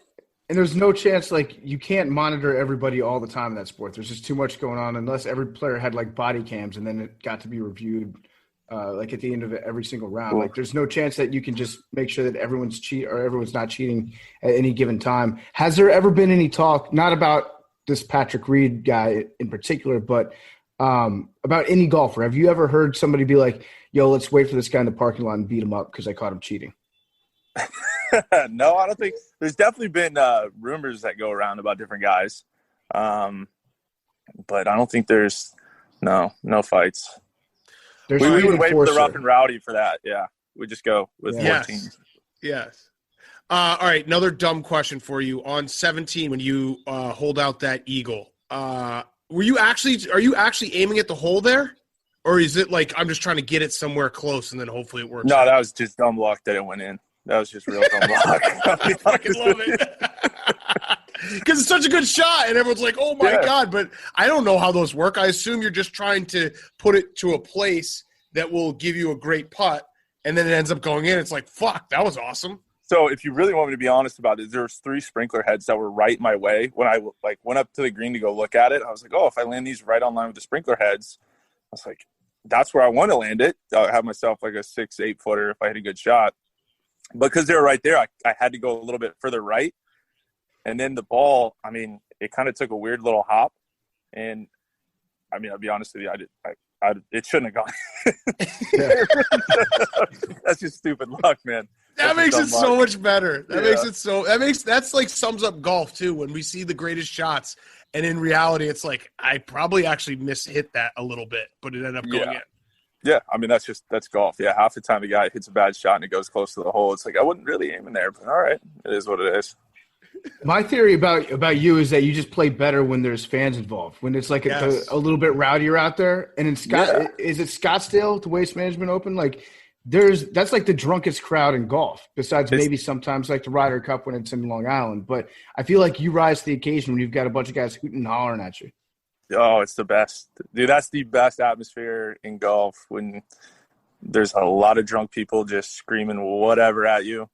That 16th hole, when they have those fans down on the side and they're just finding all this dirt on you and you're screaming it, you learn a lot about the other guys you're playing with real quick. What was the nastiest thing that you heard yelled at somebody this weekend? What was the nastiest thing? See, I don't think it's tough because there's only 5,000 people, and I felt like nobody was drunk enough on Saturday. I just feel like everybody was just prepping for the Super Bowl. That was kind of the thing. You're doing a good job of protecting your guys. You don't want to tell any tales out of school. I heard a couple of good ones, but nothing too bad. When's the next tournament? Is it next weekend? Is it already you have to play on Thursday? No, there's one this week, but I figured I'd take it off after celebrating so hard. I figured I just need a week to recover. Yes, that's fair. So then, I don't know. Do you want to predict, what are you going to win any of these majors this year? It would be cool if you'd win a major so that we can start dunking on people again. Yeah. I got to get back in that circle. Yeah, I think got a good chance. I feel good. So, I'll be ready. Don't worry. Where's the U.S. Open this year? Yeah. Where's the U.S. Open this year? U.S. Open's here in San Diego in Torrey Pines. So it's the same one I played the week before I missed the cut, but that's fine. We should go to that. Whatever. It doesn't matter. It's we January. should go to that. Could we get special passes where we can be inside the ropes just following you? I wonder if you could get. They do this honorary observer thing where you get people to go in the ropes. Yes. What if you had us, or maybe it's an emotional support bloggers, and we just follow you around as extended caddies, and we're just there to hang out. See, I don't have a swing coach right now, and I don't have a mental coach. So PFT, you could be the mental coach. Yeah, mental. Really I was going to say mental. Yeah, just you really know how to bring it out in people. Yep, and everyone knows my swing is incredible, so I got you. Exactly. See, I love that. There. Yeah, we can do that really easily. Now, serious question: How much worse do you think you would play in a round if me and Big Cat were actually your caddies? Oh, this would be real bad. I know I'd be only there for 2 days, so it'd probably save me a little bit of dough. I wouldn't have to get a hotel for a week and just get it for 4 days. Well, seriously, so let's put you in a specific situation. It's Sunday at Augusta, so you've already played the course 3 times. Mm-hmm. It's 65 degrees out, very little wind, greens are a little bit soft. Pin placement is medium hard, but your caddy sprains his ankle, can't go. Me and Big Cat are on the bag for you. What do you shoot on Sunday? Oh, that's a major. It's different. I'm good at those. So yeah. And so are we. We still win. It doesn't matter. We win. That's what we do. Hell yeah, right? we win. Hell yeah, we win. We do. This interview with Brooks is brought to you by NASCAR. The Daytona 500. Vroom vroom. Racing is officially backed with the NASCAR Daytona 500 this Sunday at 2:30 p.m. Eastern on Fox. Watch the world's best racers battle to be crowned a Daytona 500 champion. Smells like Denny Hamlin's year. I'm just going to say it. It feels like a Denny Hamlin week right now. We're going to be rooting for him. We're not going to be rooting for Slowy Slogano. He's too slow. Don't just watch the Daytona 500, though. You can ride with Barstool and bet the race with us by heading to the Barstool Sportsbook app. We're going to have a gambling stream live from Sunday's race, so make sure to tune in and bet responsibly. Let's go racing. You can bet on the outright winner of the top 10 head-to-head matchups, manufacturer of winning car. Denny is plus 700, Chase Elliott 900, Ryan Blaney 1100. He who shall not be named is all the way back there, just like he's going to be in the pack at plus 1100. I might throw down some ducats on that, a little Denny Hamlin versus Logano head-to-head matchup. But, yeah, you can check it out in the Barstool Sports app. Daytona 500 this weekend, Sunday at 2:30 p.m. Let's go racing. Now, more Brooks Koepka. You mentioned just now, so you did split with your swing coach.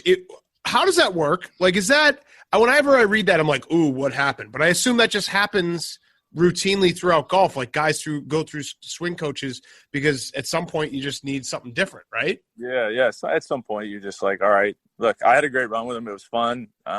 He's a good dude. I like him still. I still talk to him. He texted me after the win, but it's just one of those things where, hey, maybe you want to try to get a little bit better, fine tune a couple things. And I've just been talking to his dad a little bit about my swing and another guy who I've used basically my whole career. Because I feel like from the outside looking in, it's always whenever I read one of those stories, I'm like, oh, shit, that's bad. But then I realized almost every golfer, I think every golfer at some point has switched their swing coach because at some point you need to just change things up. So it's probably a no hard feelings both ways, right? Yeah, it's pretty much that. Usually you go through, let's say my whole career, usually there's probably 2 or 3 caddies, a couple swing coaches. Just kind of depends whatever you want to do. Yeah. Did you say that you replaced your swing coach with your swing coach's dad? Yeah, that's no, I didn't replace him with that. I don't have anybody, but I've always bounced ideas off his dad, Butch Harmon. I've always bounced ideas off him and another guy in England. So he's like a fucked up porn. Yeah. What's swingers? What is going on, Brooks? Have you ever thought about like having two swing coaches at once? Yeah, Big Cat and PFT. That's it. Yup. We'll do it. Absolutely. Absolutely. When you get those big checks after tournaments, what do you do with the checks? Do you have like a garage that's just filled with them?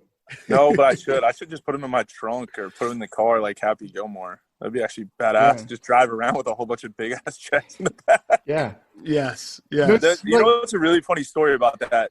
So I won that same event in 2015, and I remember I was moving out of the old house and moving in the one I'm in now, and I was like, I don't know where that trophy is. I have no idea. So I called my agent, and we had to track it down. It had been lost for like 3.5 years, and it was in some warehouse. Didn't even know I didn't have it until we were moving. I was like, where's that trophy? No idea. That's perfect, though. That's fucking perfect. I was like, hey, the check went through, right? Wait, did you win it the year the Super Bowl was there? Yeah.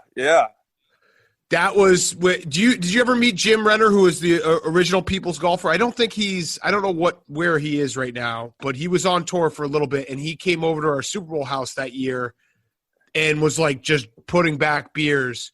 And this girl was like, "Hey, what are you doing?" He's like, "I golf." She's like, "Oh, really?" Like, yeah, kind of like professionally. And he's like, yeah, I got a tee time tomorrow, like 8 a.m. And it was like 11 p.m. at our Super Bowl house. We're like, what are you doing right now? Yeah. He didn't make the cut, so. I should have came over then.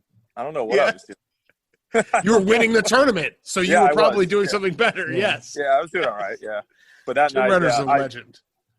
I'm trying to think. I think I was definitely more drunk that year than I was in this one. Yeah. Damn. Which was impressive. Yeah. What win has made you go out and just decide to party the hardiest? Oh, the first major when we were like, no, we're not going home. We're going to Vegas. I mean, I think I was actually standing up. I was dancing while the plane was landing in Vegas. I think I was like on the seat. Like, oh, it was bad. I remember we landed. It was like it was 1:30, and my agent and or whatever was like, "Oh my God, it's 1:30," and I was like, "It's only 1:30? Oh yes, great. We got plenty of time." So, like on a bender like that, after you celebrate a major, how do you decide when it's time to call it off? Is there just like you have like a clock in your head where you're like, okay, we'll be here for 2 days and then we'll go back, or do you just like keep going until it feels bad? No, you just push through. You just got to push. I think I did. I think I was partying for like literally a week and a half. We did Vegas for like 6 or 7 days, which was a lot. That's a lot. And then we kept the party going in LA, and then I think in LA, I remember that summer it was, I don't know, it must have been 110. And I walked outside and I literally just about fainted. And I was like, all right, it's time. We're done. It's time to go home. Yeah, it's time. I was like, all right, I'm dead. I can't do this anymore. I'm out. I love it. You got to win a British Open, because those parties, like, they're probably a little more subdued, but they're just like renting out your own English pub and just drinking for, 3 days straight in it seemed pretty damn awesome. That's also the best trophy to drink out of, right? Yes, it is the best one, because the ones that I've won are there's a lot of drinks you can put in those, and it just gets all over you. But the Claret Jug, you can definitely drink a little bit better out of it. It's way nicer. Yes. And then you've got a whole nother, you got an 8-hour plane flight on the way back just to keep it going? Perfect. Yes. Yeah. True. Where's the Open Championship this year? Saint something. St. George's. Right yeah. There we go. I was halfway there. Okay, Royal St. George. If you win, we need to just like rent out Scotland. You can just rent Scotland for the weekend, I'm sure. Just go and fucking rager. Yes. Yeah. No, that'd be great. Yeah. And then you guys fly over. Yeah, we'll just rent it out for a week. Yes. All right, I have one last question. So we're now in 2021. You got to win. Blake of the Year is coming up in probably 4 months.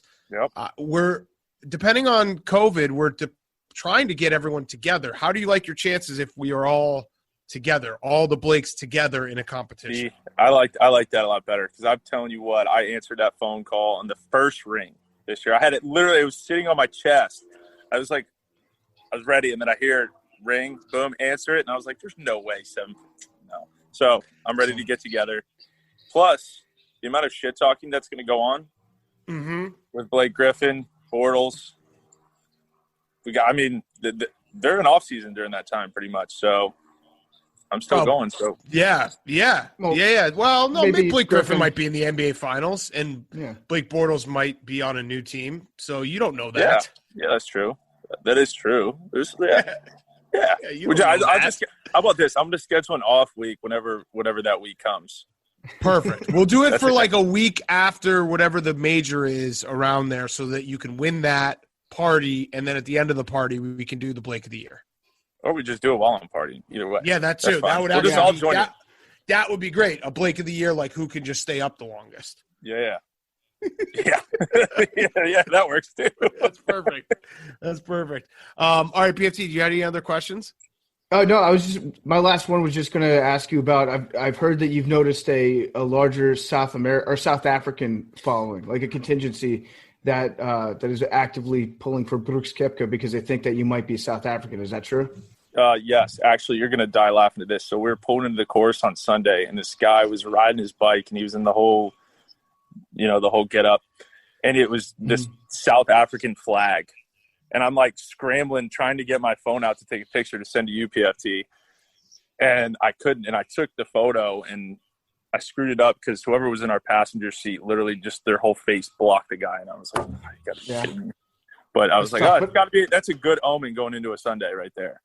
Absolutely. Yeah. It's like the Washington State flag on College game day. We always you need to see a South African flag to get you pumped up for Sunday. Now, exactly. Brooks, so I do think you were as drunk as Billy because you did tell us that story on Sunday night. Okay, yeah. So I thought you were maybe telling it again for the listeners, but I think you didn't even realize you told us that story on Sunday night. No, I had no idea. No idea. Yeah, that's perfect. That's so perfect. You kept saying to me, like, the picture is so bad. It is the worst picture I've ever taken. I feel like I have to see the picture now because you honestly said how bad this picture was maybe 7 times. Yeah.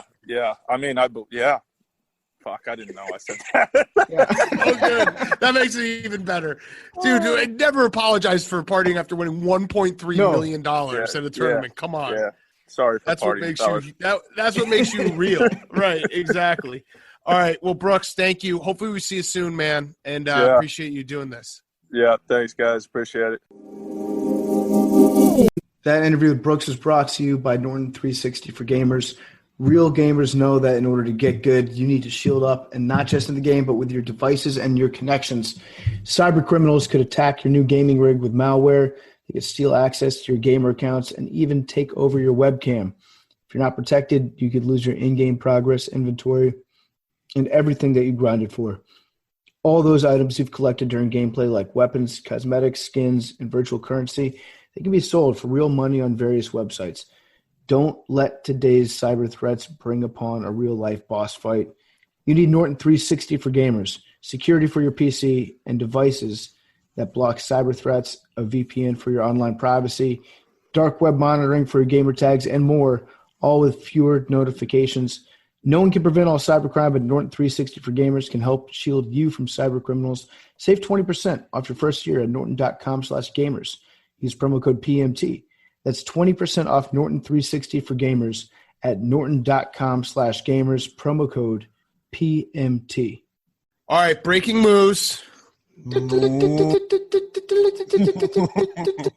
That's actually a Jake cow, not a Hank cow. Hank Jake, are there any animals that you can do an impression of? Rough.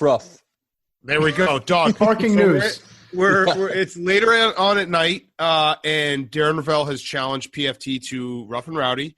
$2 million that he is asking for. He needs $2 million guaranteed to get in the ring and have PFT kick his ass. Listen, I'm going to beat the shit out of Darren Rovell. Like, if you were to ask me, name one person in the world that I'm confident that I could beat up, it's Darren Rovell. I think I don't think anybody in the world couldn't kick Darren Rovell's ass. So correct. I don't know where he came with this idea from. I think he just saw Jose Canseco get a paycheck. And he was like, you know what? I'd like to get my name trending on Twitter, so maybe I'll just talk about getting into the boxing ring. Here's the fact. Darren Rovell wants $2 million. Whatever. The money's not important to me. In fact, I don't need a single dollar. I will. Well, I don't think you were getting a dollar. What do you mean? I think it was just I think he saw Jose Canseco made over $1 million. He's like, oh, I'll do it for $2 million.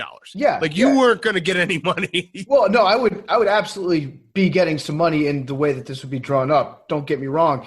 But I'm going to forfeit that. I'm going to say I will kick his ass for free.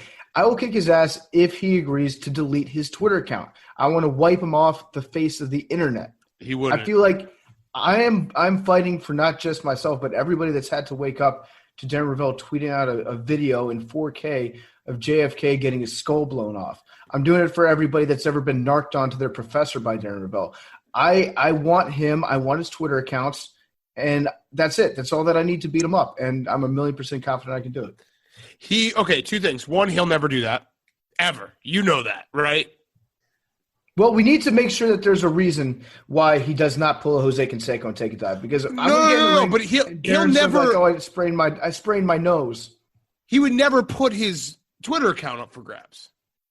Well, listen, he's getting $2 million. Right. I need to have some collateral. His collateral is his Twitter account. It's valued at probably $2 million. He would, he would value it at like $40 million. No, absolutely. I want to wipe him off the face of the internet. I don't want my kids, Big Cat, your father, do you want your children growing up in a world where Darren Rovell is posting online? I don't. No, but what I'm saying to you is what else, I'm telling you right now, he's not going to do this. There's no chance in the world he would put his Twitter account up for deletion. And I didn't figure Darren Rovell to be a coward. And if he did, he would find some loophole that it would not, we'd all be unsatisfied. He's the king of loopholes. Remember that. Like my first thought when I saw him say he would fight for $2 million is that Darren Rovell would get in the ring and literally sprint around for 3 minutes straight. He is pretty quick. I've seen that. Yeah, getting hit. And then as everyone called him a coward, he'd be like, whatever. People have called me much worse online. I'm $2 million richer. Ha, ha, ha, ha. That's what he wants to do. Darren Rovell at all times wants to just get over on people and find a loophole so he can be like, well, actually.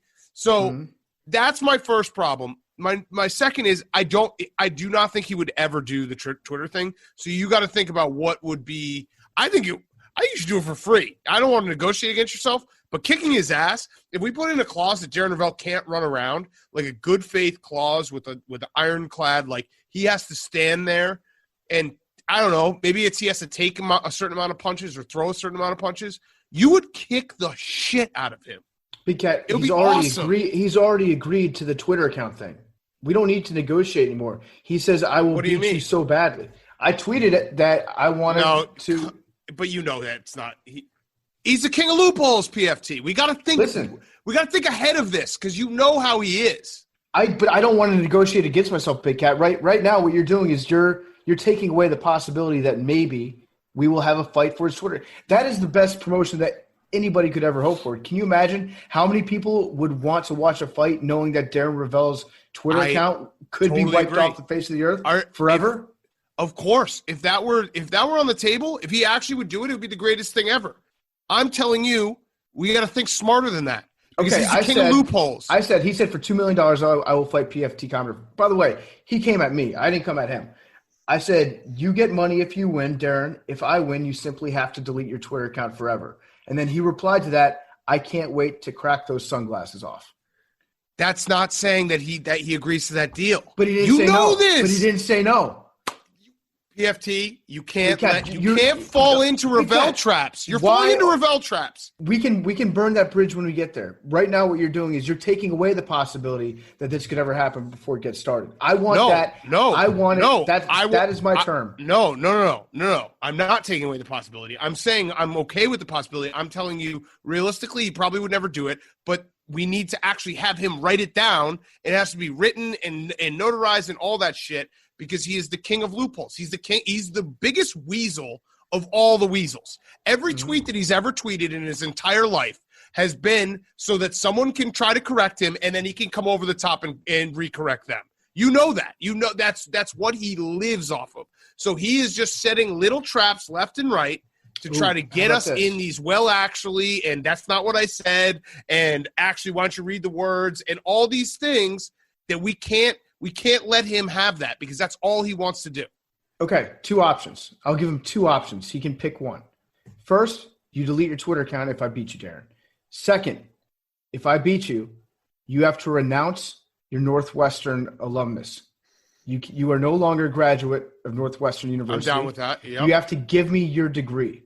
I take over your status as an alumni of Northwestern University. You're not allowed to claim it. You're not allowed to cheer for them. You're not allowed to hold the little win bar when they run out onto the field. You're not allowed to tweet at Greeny and get ignored by the king of the studs, Mike Greenberg, whenever they win a big game. I take over your degree. That's it. He has to sell everything, too. He has to sell all of his Northwestern paraphernalia, gear, everything to the lowest bidder. And you said that you're going to knock my sunglasses off, Darren. Guess what? I step into the ring, the sunglasses are coming off. That's it. That's it. If this falls through, I'll take him up on his challenge to you, Big Cat, in tennis. He said that after 11-0.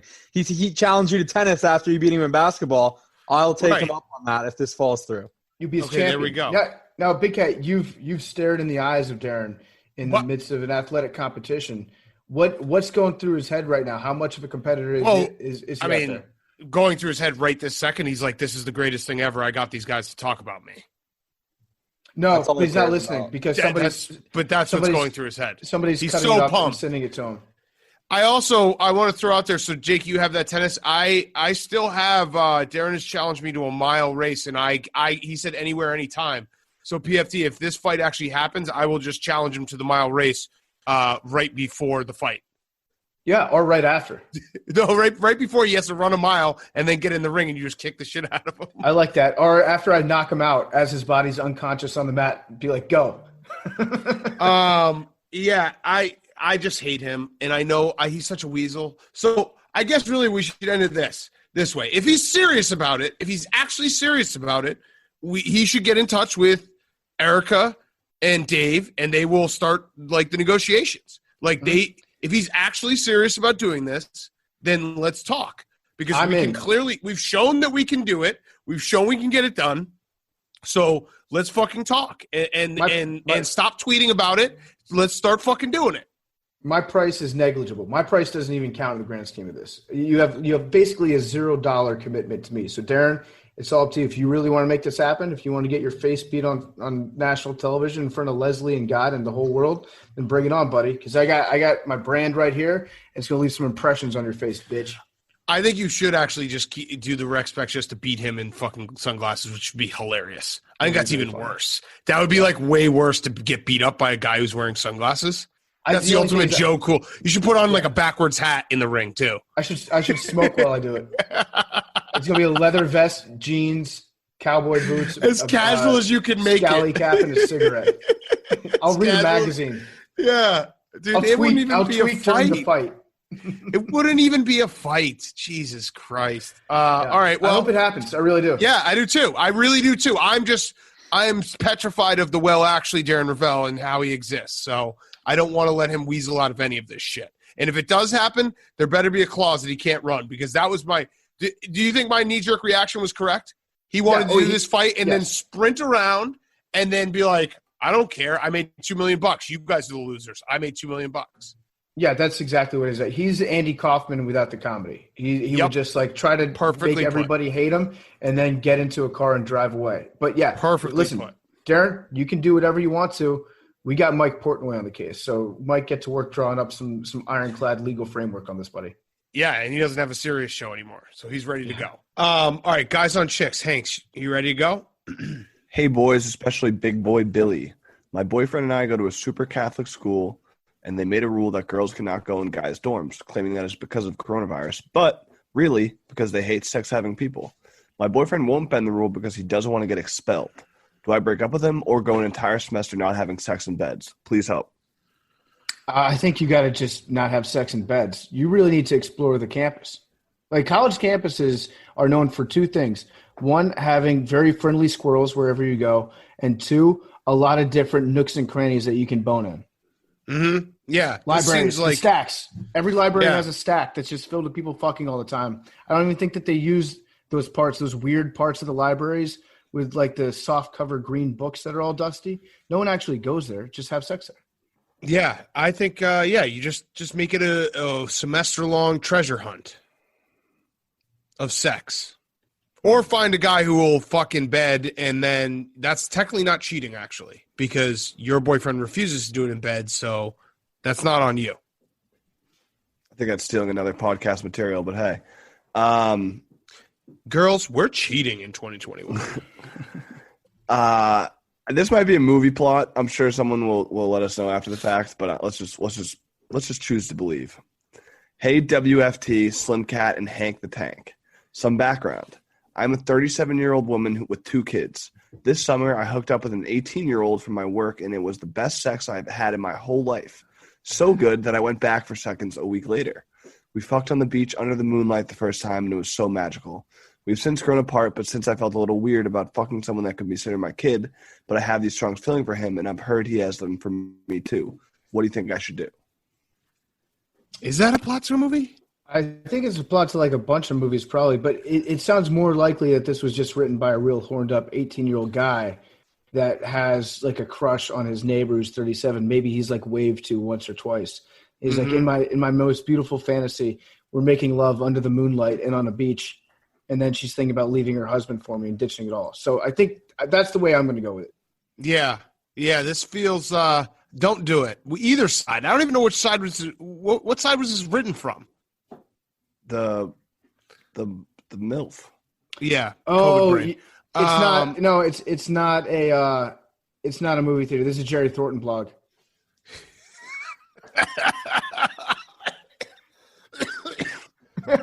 Are you okay? Yeah, I'm okay. Yeah. Oh, fuck. Hello. So I was told by my boyfriend to text this number regarding a recurring argument we have. Every time my boyfriend goes to the bathroom, number one, he refuses to wipe. He's repeatedly told me that he gets it all out by just shaking it, but sometimes he walks away with a little dribble on his pants. Wipe? Do this? Or is he gross and should wipe? Again, I'm not really sure who I'm texting, but he keeps telling me the boys will know what's up. Thanks, Nick. Tony Romo? Tony Romo, but also like, what? This isn't real, right? I think she's talking about wiping your penis. Yeah. Yeah. Like, do you wipe your penis after you pee? Do you think there's someone out there who does it? Because I mean, yes, there has to be, right? The odds are there's got to be someone who takes one single square and wipes the tip of their dick after they pee. Stephen Che. Yes. Stephen Che. Yeah. Stephen Che, yeah. I would say like most baseball writers probably do. Ken Rosenthal. That's what the handkerchief that he always has in his front pocket, the pocket square. That's just to dab the tip of his penis after he pees. All right, and last one. Well, hey, Slim Cat, Commenter, Honk, and Billy Mayweather. I recently noticed that my boyfriend still uses his ex accounts for Netflix, Amazon, Hulu, and basically every other service. He claims it's because he doesn't have to pay for them, which makes sense. I've offered him my accounts, though, and he denies. Should I be worried? No, because guys don't like change. We don't like change. The whole process. Having to memorize another person's new passwords for everything, that would suck. So no, as long as you know what Netflix should do if they were smart, they would include like a little like encrypted messaging service within the app, so you can like message the other people that use it. So for all the people that like stay in touch with their exes, like drop an occasional nude as a thank you for being like, hey, I appreciate you letting me use your Netflix account the last 3 years. Here's a picture of my testicles. Yes, I like that. Yeah, just let him do it. And also shout out this person who submitted calling him Billy Mayweather. I love that. He is Billy with Mayweather.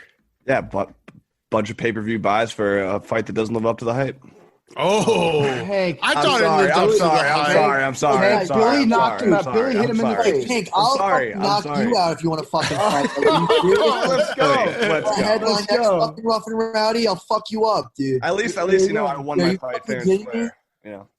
Billy won his fight. Billy won his fight. Billy, did it feel like you knocked him out? Like, tell us how it felt. Dude, man, I'm going, guys. I gotta go. Billy, you won the fight. Yeah, you won the fight. Oh, he just left. He left. That also was so planned. That was such a plan. I'm upset, but I'm really like, I would imagine. I want to go drink? Yeah, I would imagine some guy named Troy just fucking threw him a Coors Light off camera. He was like, let's go, Billy. He got a text. His VIP table at Hooters is ready to go. So he's on his way out the door. Billy's at the hotel where my high school prom was. Fun fact. That is fun. Quick numbers. 18. 14. You wait, Jake, do you have it? I have the history, yeah. Oh, no, all right. I got the random generator. Oh. Jake, can you look up a fun animal fact? Yeah. 8. 6. 14. Okay. A snail can sleep for 3 years. Random number generator. That is a fun fact. All right, everyone's got it? Yep. Everyone's got their numbers? All right, volcanoes. 99. 99. No, that's my guess. That's my guess. Okay. 90. Ooh. 90 was the answer. September 29th. That's the first time we had 90. There we go. All right. See you boys on Dungeons and Dragons coming back on Friday. Let's go. Also, Hank, you might want to text Billy. I think he's very upset at you. I don't care. No, fuck that. Love you guys. Don't care. We can get him to say that fucking fight story a billion times.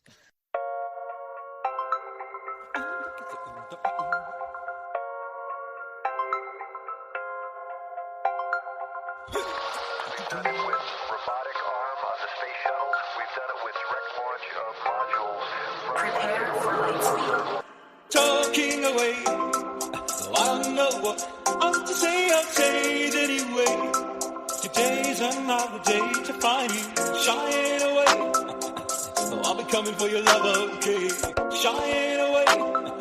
Oh, I'll be coming for your love, okay? Take on me. Take me on. I'll be gone in a day or two.